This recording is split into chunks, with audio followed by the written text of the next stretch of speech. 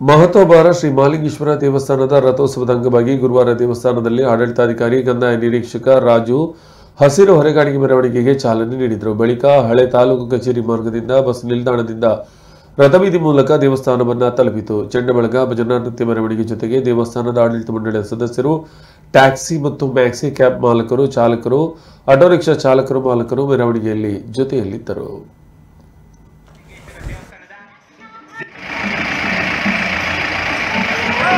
ಹಸಿರು ಹೊರಕಾಣಿಕೆ ಮೆರವಣಿಗೆಯು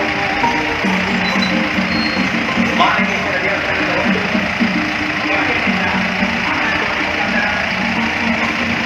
ರಥಬೀದಿಯ ಮಾರ್ಗವಾಗಿ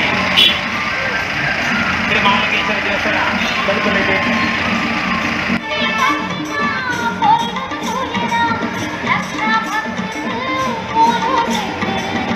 8 ಗ್ರಾಮದ ಒಡೆಯ ಶ್ರೀ ಮಾತೋಬ ಶ್ರೀ ಮಹಾಲಿಂಗೇಶ್ವರ ದೇವಸ್ಥಾನದ ಜಾತ್ರಾ ಪ್ರಯುಕ್ತ ಹಸಿರು ಹೊರೆಕಾಣಿಕೆಯು